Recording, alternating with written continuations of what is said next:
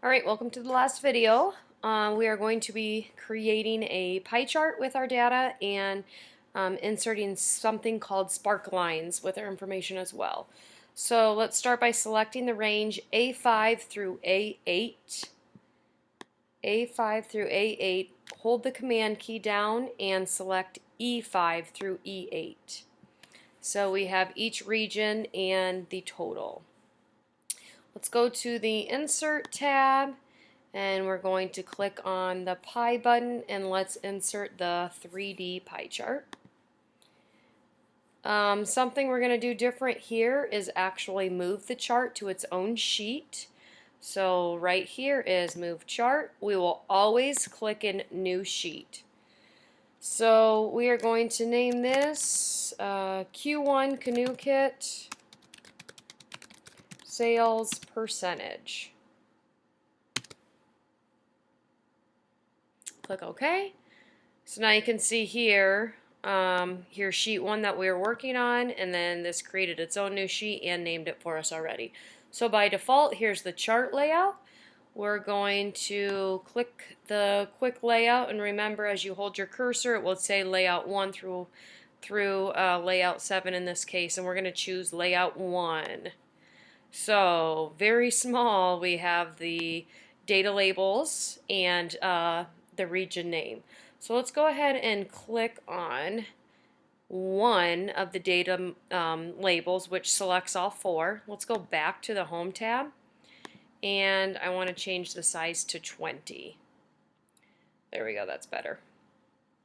Alright, so remember with any chart you have the Chart Design tab and the Format tab.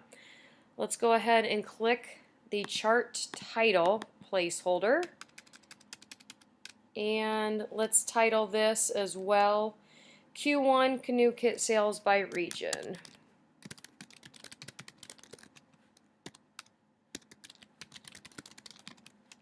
Oops. Alright. After that, let's go ahead and quick save. And that's really all we're going to do for the pie chart. There's a lot more, again, with data labels and whatnot that you can break down. We don't need a legend because we can clearly see what all 4 data points are here. So let's go back to sheet 1 and let's click in cell F5. So notice this is labeled trend. So you can kind of get a mini line chart within this cell that's going to be covering just the data in that row. So just the records for the Western region and so forth. This is kind of cool because it can break down, instead of doing chunks at a time, it can break down individually to see how well the West is doing for the first quarter. Alright, so with our insertion point in cell F5, let's go ahead and hit insert. We're not in the chart region area, we're right here with the Sparklines, and we're going to choose line.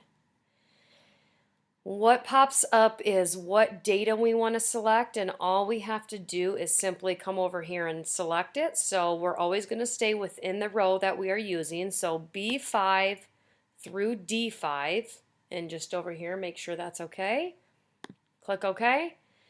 And again, as a visual learner, I can't pick up on this quite as fast, but you can see right here that every month it is steadily increasing.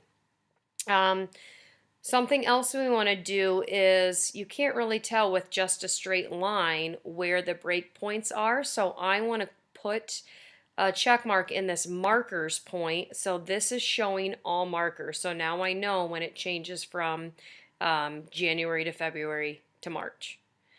We can also choose many different styles here.